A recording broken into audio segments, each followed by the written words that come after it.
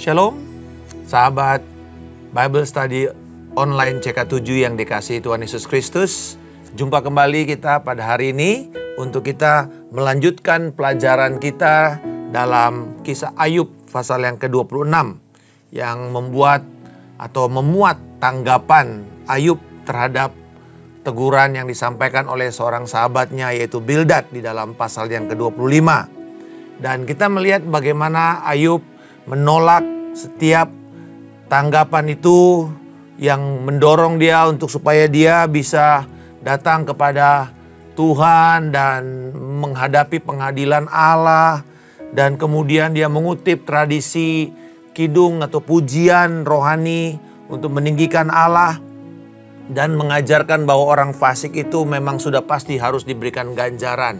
Nah, bagaimana respon Ayub terhadap teguran seperti ini yang kelihatannya rohani, tetapi sebenarnya ini justru akan mencobai dia untuk menjauh dari Tuhan. Dan responsnya justru dia datang dengan penyembahan untuk meninggikan kebesaran Allah. Pada hari ini, sahabat sekalian, saya mau mengajak kita untuk kita sungguh lebih dahulu meninggikan Allah, melihat kebesaran dan keagungannya, dan membangun keintiman dengan Dia. Haleluya. Kami mengucap syukur Bapa pada hari ini untuk kesetiaan-Mu, untuk kebesaran-Mu. Dan biarlah pada waktu kami menaikkan penyembahan, ucapan syukur kami, ucapan bibir yang memuliakan Engkau akan memberikan perspektif yang benar kepada kami. Oh, terpujilah Engkau Tuhan yang sanggup dan yang bersedia untuk menolong kami. Haleluya. Oh, mari naikkan penyembahan kita, syukur kita kepada Bapa, sumber kekuatan kita. Haleluya. Oh, terpujilah Kau Yesus, Allah yang sanggup, yang layak terima pujian.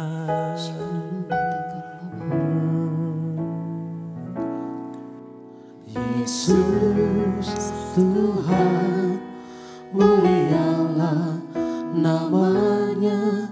Yesus Allahku, besar kasih-Nya, dahulu, sekarang, dan sampai selamanya.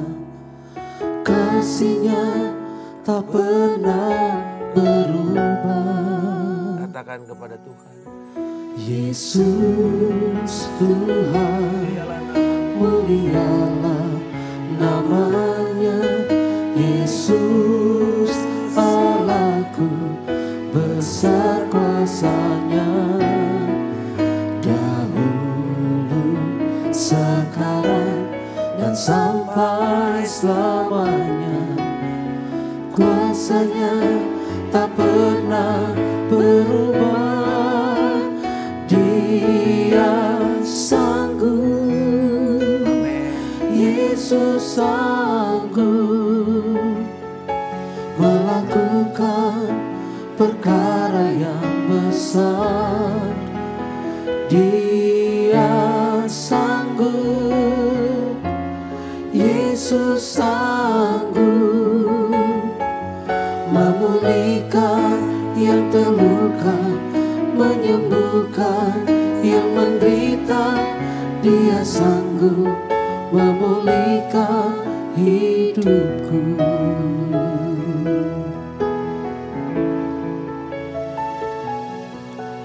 Yesus Tuhan, mulialah namanya.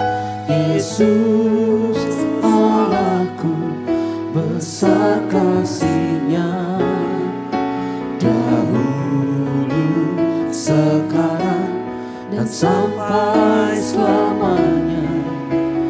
Kasih-Nya tak pernah berubah. Yesus Tuhan, mulialah namanya. Yesus Allahku, besar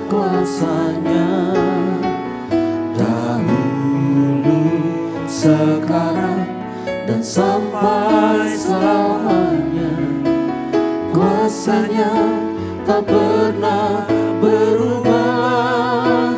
Dia sanggup, Yesus sanggup melakukan perkara yang besar. Dia sanggup, Yesus sanggup memulihkan yang terluka, menyembuhkan yang menderita. Dia sanggup memulihkan hidupku.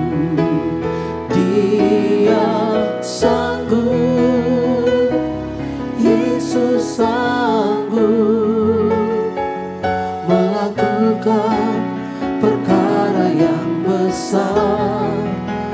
Dia sanggup, Yesus sanggup memulihkan yang terluka, menyembuhkan yang menderita.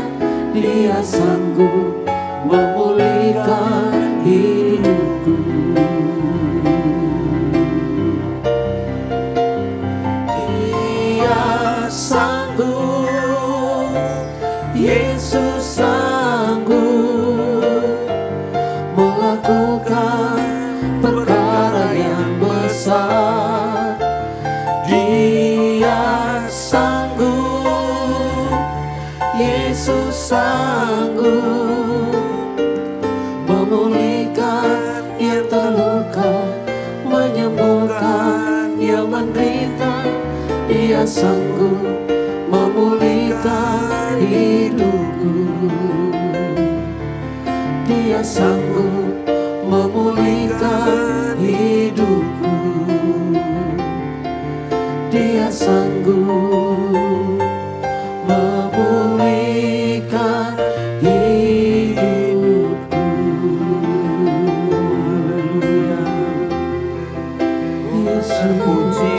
Yesus kekuatan memulihkan setiap kami Tuhan.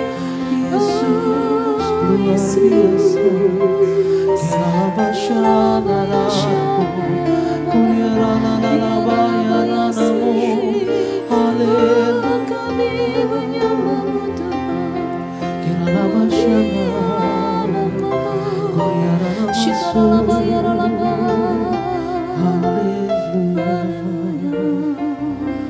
Aku punya Tuhan yang besar.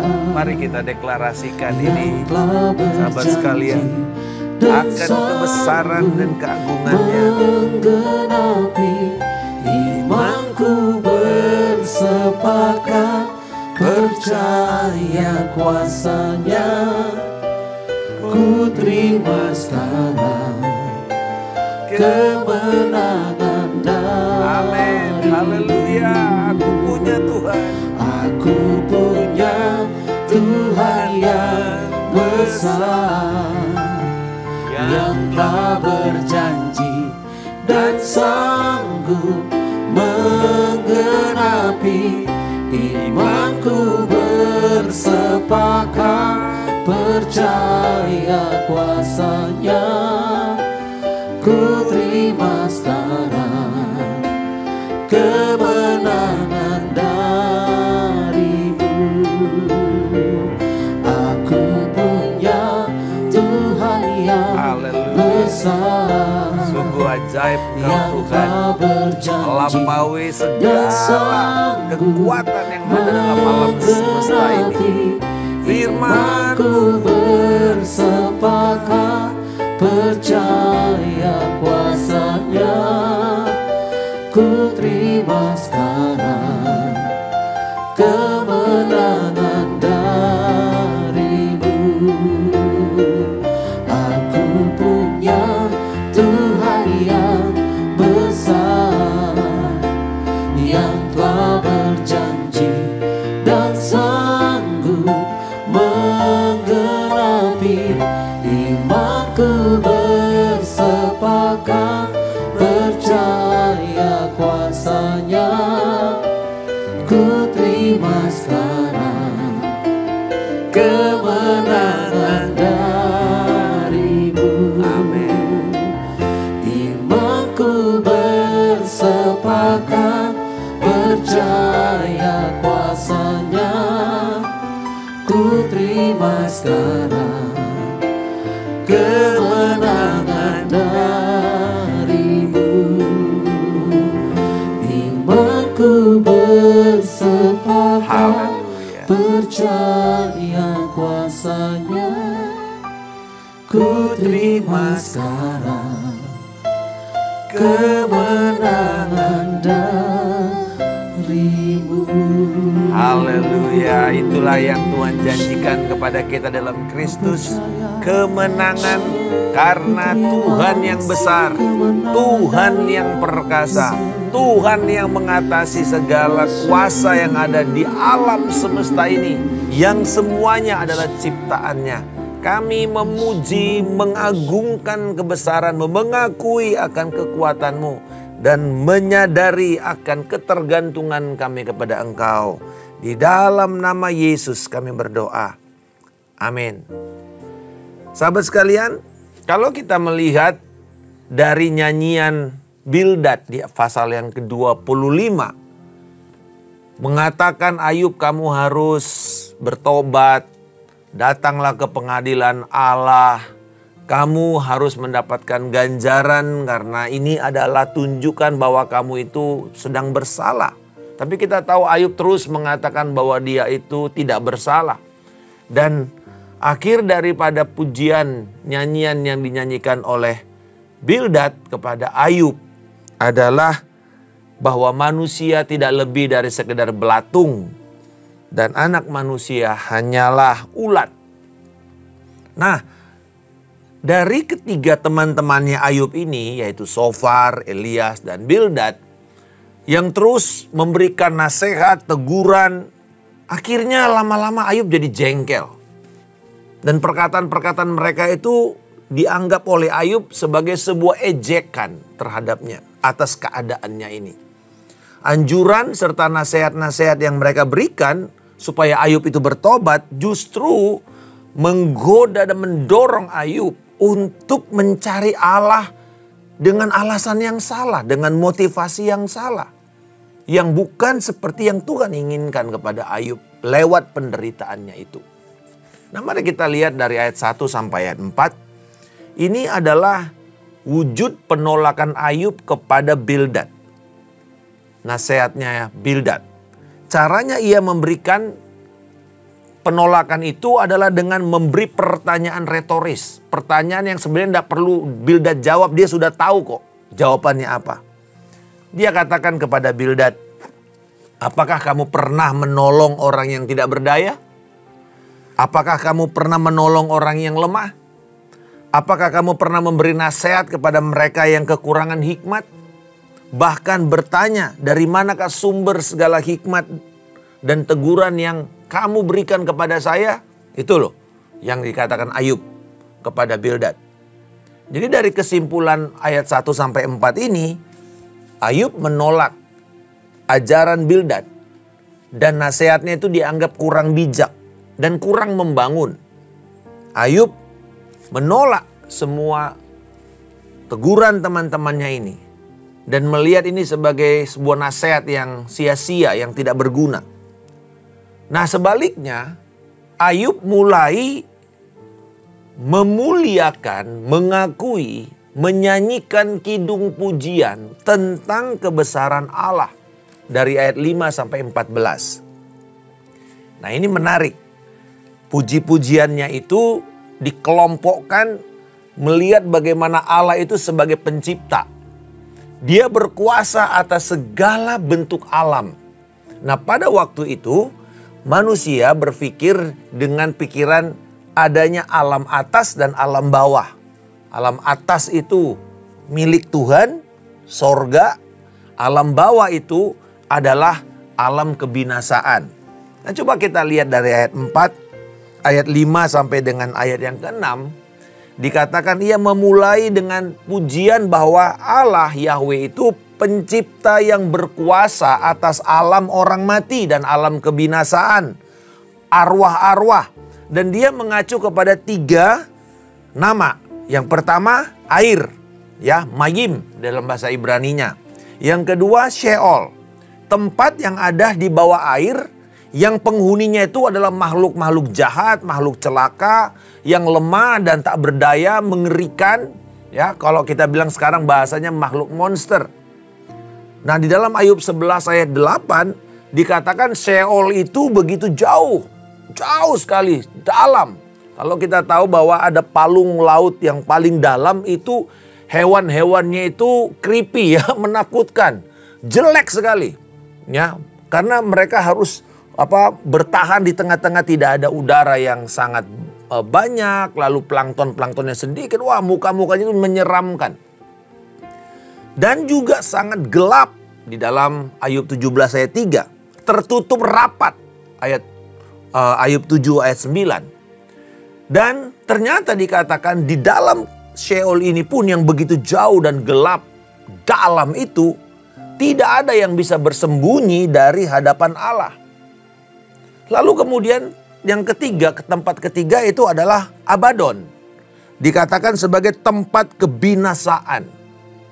Berarti ini adalah sebuah kehancuran, dan seringkali Abaddon ini digabungkan dengan maut atau kematian. Atau di dalam pasal yang ke-31 ayat 12 yaitu mawet, yaitu api yang menghanguskan. Dan juga ini paralel kata Abaddon ini dengan liang kubur, dengan kuburan, ya, dalam bahasa Ibrani-nya keber. Itu Mazmur 88 ayat 12. Dan ternyata Abaddon ini kemudian kita temukan juga di dalam kitab Wahyu pasal 9 ayat 11. Dikatakan bahwa Abaddon itu dalam bahasa Ibrani dan dalam bahasa Yunaninya adalah Apollyon, yaitu raja atau nama malaikat penguasa jurang maut. Jadi kita tahu sekarang bahwa Sheol, dunia orang mati, ya, kemudian ada dunia kebinasaan, jurang maut, yaitu Apollyon atau Abaddon di dalam bahasa Ibraninya. Lalu kemudian dikatakan di dalam ketiga dunia ini Allah berkuasa. Allah mendeklarasikan bahwa Dia adalah penguasa semuanya. Dan Ayub memuji Tuhan dan mengatakan bahwa alam maut sekalipun tidak bisa menjadi tempat persembunyian manusia. Tidak ada yang luput dari perhatian Tuhan, dan bahkan semua makhluk di dalam alam maut pun gemetar dengan hadirat Allah. Jadi ada yang bertanya, ya, Pak, apakah di neraka ada Tuhan? Karena Allah adalah Allah Maha Hadir, hadiratnya ada nggak di sana? Ada. Tetapi tentu hadiratnya berbeda dengan hadirat yang ada di sorga, kesucian. Di situ hadirat Allah adalah hadirat yang menghakimi.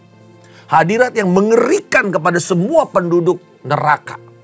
Jadi tidak ada yang bisa lari dari Allah. Sampai ke neraka sekalipun di situ ada Allah. Tetapi tentu tidak sama dengan ada di sorga. Hadirat Allah tidak bisa luput. Tidak ada satu manusia yang bisa lari, termasuk di dalam jurang maut. Jadi kalau sekarang orang merasa bahwa nanti di neraka ada orang yang waktu saya injilin dia bilang, nggak apa-apa Pak, di neraka enak, ketemu Beatles, ketemu semua penyanyi-penyanyi top, semua orang-orang yang dulunya wah bintang-bintang porno dan semuanya. Saya bilang, hey, lu nggak akan menikmati di neraka. Di sana ada hadirat Allah yang menghakimi kamu. Kamu menjerit kesakitan di sana. Karena mereka berpikir it's okay. Tuhan udah nggak ada di sana. Nggak bisa. Kamu akan menghadapi penghakiman Allah. Nah, yang kedua, lalu kemudian Ayub mulai memuji kebesaran Tuhan itu yang mengatasi alam ciptaannya dan kemuliaan sorgawinya. Ayat 7, dia mengatakan Allah yang berkuasa di atas alam sorgawi dan alam semesta. Ini digambarkan seperti seorang yang memancangkan tendanya di tempat yang kosong dan yang belum beraturan. Dikatakan Allah membentangkan langit utara di atas kekosongan dan menggantungkan bumi pada kehampaan. dipakai kata yang cukup menarik, yaitu kata tohu. Tohu ini yaitu yang tidak atau yang hampa, yang tidak beraturan, yang tidak berbentuk, yang tidak kosong ya. Ini kan dimulai pada waktu Kejadian 1 ayat 2. Bumi tidak berbentuk dan kosong ya. Dipakai kata tohu. Dan artinya utara di situ bukanlah bicara mengenai arah angin, bukan. Tetapi ini adalah gaya bahasa yang dipakai pada zaman kuno di dalam mitologi kuno Ugaratik ataupun bagian tempat di mana Ayub tinggal pada waktu itu di wilayah timur, itu melihat utara itu sebagai tempat suci, tempat kudus. Itu adalah tempat kediaman Allah. Dengan kata lain, ini mengacu kepada sorga. Jadi dia katakan bahwa Allah membentuk semua itu. Dari sorganya dia menciptakan. Dia membentangkan semua. Dan Allah mencipta dari yang tidak ada menjadi ada. Ini cuma Allah yang bisa melakukannya. Di dalam bahasa Ibraninya dimunculkan dengan kata beresit. Kata beresit itu artinya mencipta. Pada mulanya Allah mencipta. Ya, beresit. Nah, bara itu ya. Di situ kata bara itu mencipta itu tidak ada di tempat lain. Artinya gini loh. Tidak ada manusia yang bisa mencipta. Manusia hanya bisa menemukan atau invent, bukan create. Karena create itu dari yang tidak ada jadi ada. Sementara invent sudah ada lalu dibikin dalam bentuk lain. Misalnya ban, itu dibentuk dari karet. Atau dari yang sintetik, tetapi bahannya sudah ada. Tetapi Allah dari yang tidak ada menjadi ada. Nah, dalam istilah teologi disebut sebagai ex nihilo. Dari yang tidak ada menjadi ada. Nah, ini hanya Allah yang sanggup melakukannya. Jadi itulah kebenarannya. Dan kemudian dikatakan Allah bertakhta di sorga dan Allah bertakhta di dalam dunia kebinasaan. Artinya dia memerintah di sana. Tidak ada yang luput dari kekuasaannya. Lalu dia berkatakan Allah membungkus tahtanya, yaitu takhta kemuliaannya dengan awan. Nah ini menarik. Dikatakan ia menyelubungi takhtanya, melingkupinya dengan awannya. Kenapa mesti awan? Karena kemudian nanti pada waktu kita melihat dalam kisah catatan narasi daripada Salomo yang berdoa dan mendedikasikan bait suci. Lalu kemudian kita tahu bahwa di situ awan kemuliaan turun. Kita tahu bahwa ketika Allah bertemu dengan Musa, Allah datang dengan awan menutupi Musa dan kemudian dia berbicara. Kenapa awan? Karena di sini baru kita tahu bahwa kalau manusia itu langsung berhadapan dengan kemuliaan Allah, dia pasti mati. Tidak ada yang sanggup melihat mata dengan mata kemuliaan Allah. Ini hanya bisa terjadi nanti ketika kita oleh tubuh kemuliaan, tubuh kebangkitan, kita bisa melihat Allah muka dengan muka tanpa ada lagi selubung. Tetapi sekarang kita mesti diselubungi. Dan untuk itu Allah begitu baik, dia menyelubungi dirinya dengan awan supaya kita tidak binasa. Ini yang kita kenal sebagai awan kemuliaan. Lalu dalam ayat 10-13 dia menggambarkan kebesarannya di dalam penciptaannya. Dalam kekuasaan alam semesta. Ada kata yang di sini dikatakan ia menghardik. Kata menghardik menggambarkan bahwa semua kekuatan alam semesta itu harus tunduk kepada pemerintahan dan kekuasaan Allah. Tentu pencipta memiliki kuasa di atas ciptaannya. Ciptaan tidak boleh ngeyel. Harus tunduk. Nah sekarang apa yang terjadi dengan manusia berdosa? Mereka berpikir bahwa mereka itu Allah. Ajaran-ajaran New Age mengajarkan bahwa manusia kalau kamu berusaha dengan baik dan jadi saleh, kamu bisa jadi Allah. Tidak bisa. Selalu harus ada garis batas antara pencipta dengan yang diciptakan. Di sini Allah jelas mengatakan ia menarik batas. Dia membedakan antara permukaan air, antara gelap dengan terang. Allah yang menentukan. Allah lah yang menentukan antara kebenaran dan kefasikan. Apa ukurannya? Sekarang ini di zaman postmodern, kita nggak tahu mana yang benar. Kadang-kadang kita pikir benar, ternyata palsu. Bahkan barang-barang sekarang ada yang dibilang, oh ini barang asli. Lalu ada istilah, dulu kita bilang KW lah, KW1 atau KW Super. Sekarang lain, dia bilang ini replika. Wah, ini mirror, cermin. Dan bisa harganya hampir mirip dengan harga asli. Tapi dia bukan asli. Bayangkan betapa gampangnya manusia tertipu. Tetapi apa yang bisa membuat kita terselamatkan? Hari ini kita tidak lagi sekedar diajar bagaimana membedakan yang benar dan yang salah. Tetapi membedakan yang benar dan hampir benar. Nah, ini tipis sekali bedanya. Orang bilang beti ya, beda tipis. 11-12. Dan ternyata kalau kita berhadapan dan mengenal Allah, kita akan aman. Karena kita akan tahu mana garis batasnya. Alkitab ini jelas sekali mengajarkan garis batas. Coba bayangkan sekarang. Dengan adanya gerakan LGBTQI, AI+, 2S dan segala macam. Apa yang menjadi persoalan? Allah bilang gender itu cuma 2. Laki dan perempuan. Tetapi dengan gerakan LGBTQI, AI+, apa yang terjadi? Tiba-tiba jumlah status gender itu bisa 30-40. Sesuatu yang mengerikan. Tetapi sebenarnya kenapa? Karena manusia bebas membuat dan mendefinisikan sendiri. Tapi sebenarnya kalau kita mau kembali dan tidak perlu jadi bingung, mari kita kembali kepada standar firman. Ini yang paling benar. Standar Allah. Allah menarik batas yang jelas. Dia memberikan perbedaan yang jelas antara laki-laki dan perempuan. Antara terang dan gelap. Antara permukaan udara dengan bawah air. Horizon, cakrawala. Jelas sekali semuanya. Lalu kemudian dikatakan bahwa Allah dengan kuasa yang sama juga meneduhkan laut. Nah, dia pakai dalam bahasa Ibrani yam. Laut yang bergelora dan penguasa laut. Nah, kita tahu ini bahwa kitab Ayub ini kan jauh sebelum adanya Taurat. Dan pada waktu itu ada kitab-kitab mitologi Uguratik. Bangsa Uguratik itu bangsa yang ada jauh sebelum ada Mesopotamia. Nah, mereka ini punya mitologi. Ya, salah satunya juga mitologi yang mirip seperti yang digambarkan oleh Ayub, yaitu adanya dewa pencipta dan dia melawan dan menusuk dengan pedangnya, dengan tombaknya penguasa jahat yang keluar dari laut.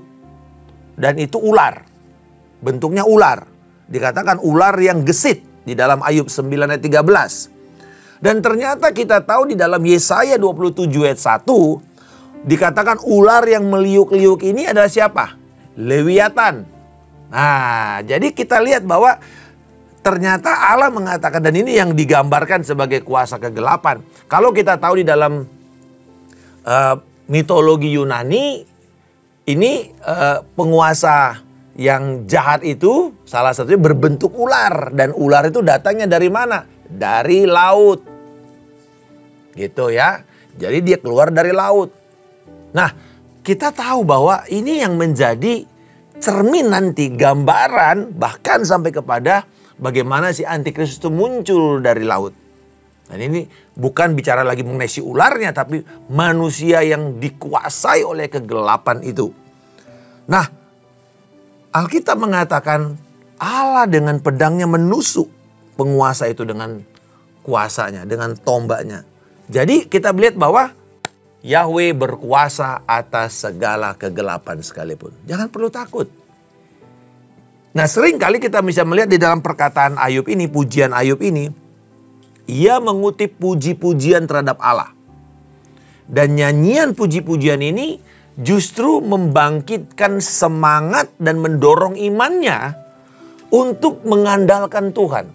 Jadi, sahabat sekalian, di dalam kitab Ayub kita diajar begini. Orang percaya itu boleh kehilangan apa saja. Uang, kesehatan, anak, properti, popularitas, jabatan, apa saja dalam sekejap. Bisa. Tetapi Ayub mengajarkan kepada kita, semua boleh hilang kecuali satu, keyakinanmu kepada Allah. Our confidence toward God. Never lose it. Jangan pernah hilangkan itu. Dan Ayub memperlihatkan itu dalam puji-pujiannya. Jadi saudara-saudara, di sini kita bisa belajar bahwa dalam pujian tentang kebesaran Allah, Ayub merenungkan kekuatan keagungan Allah dalam proses penciptaan langit dan bumi ini. Bahwa Allah itu berkuasa mengalahkan dunia kegelapan, dunia yang hancur dan binasa itu, yang menentang Allah. Tetapi juga puji-pujian yang menggambarkan tentang Allah yang mulia dan Allah yang ajaib. Dan kalau kita tahu nanti bahwa di dalam pasal 38 sampai 41 dikatakan Allah datang dalam badai yang hebat. Lalu Allah berbicara kepada Ayub. Jadi kita bisa melihat Allah itu pun datang dalam keadaan di mana dia memerintah, dia menguasai. Bahwa di dalam badai, perhatikan baik-baik, bahwa Tuhan mengatakan di sini, angin itu dalam lembut bisikannya, tetapi juga bisa menjadi penuh dengan kuasa. Angin yang sama bisa menghancurkan, tapi angin yang sama bisa membawa kelemah lembutan, keteduhan. Tuhan yang sama, yang menciptakan laut, menggelora, Tuhan yang sama mampu meneduhkannya. Tuhan yang sama yang membuat badai itu bergejolak. Tuhan yang sama juga berbicara di dalam angin sepoi-sepoi. Artinya, Tuhan bisa ada dimanapun. Dan kita nggak perlu harus mendefinisikan Allah harus datang dalam kondisi yang santai, yang enak. Enggak. Di dalam keadaan ruwet pun, Tuhan bisa ada di sana. Itu sebabnya, supaya kita tidak menghabiskan energi kita pada waktu kita mengalami penderitaan. Dengan mempersalahkan kiri dan kanan. Dengan mencari siapa yang salah. Maka energi kita sebenarnya haruslah kita arahkan kepada satu hal ini saja. Bagaimana saya menemukan Allah di situ? Bagaimana saya bisa melihat kebesarannya, hikmatnya, kasihnya, dan penyediaannya? Marilah saat ini, pada waktu kita mengalami kesulitan, firman Tuhan mengajarkan untuk bibir mulut kita akan selalu penuh dengan ucapan yang memuliakan Allah. Dan biarlah kita mengakui akan kekuasaannya yang menjadi cara kita membangkitkan iman kita dan memberkati hidup kita ini dalam waktu di mana kita sedang mengalami kesulitan. Praktisnya adalah bangunlah kebiasaan memuji Tuhan. Mengucap syukurlah senantiasa. Terutama kita mengucap syukur karena Kristus telah melayakkan kita untuk mendapatkan warisan hidup kekal, hidup di bumi ini, dan warisan janji-janjinya yang kita terima dengan tabah dan kita usahakan itu. Dan juga Tuhan yang telah memindahkan kita dari kuasa kegelapan dan kita masuk ke dalam kerajaan terangnya. Kerajaan anaknya yang kekasih. Menerima pengampunan dosa, penebusan. Saudara sekalian, kita mengakui kebesaran Allah bukan cuma dari alam semesta. Tapi juga yang terpenting, karya penebusan Kristus yang paripurna, yang sempurna itu telah diberikan kepada kita. Jadi kalau kita punya jaminan hidup sekarang dan nanti di kekekalan, kenapa kita mesti takut pada waktu kita mengalami kesengsaraan dan kesulitan? Biarlah kiranya perenungan kita pada malam hari ini menolong kita mengenal bahwa Allah itu berkuasa bahkan di dalam sakit penyakit, maut, dunia yang tidak beraturan. Kan seringkali kita itu takut ya kalau keadaan itu kacau. Semua orang takut ketika tidak ada pemerintahan. Lawless. Durhaka. Terjadi pemberontakan, semua orang bisa melakukan apa yang dia inginkan. Semua orang hidup di dalam ketakutan. Tetapi, saudara-saudara sekalian, di saat seperti itulah, kita perlu menghadirkan Allah dalam pujian kita. Saat saudara mengalami keadaan kacau, coba menyembah Tuhan. Saudara akan lihat hasilnya berbeda.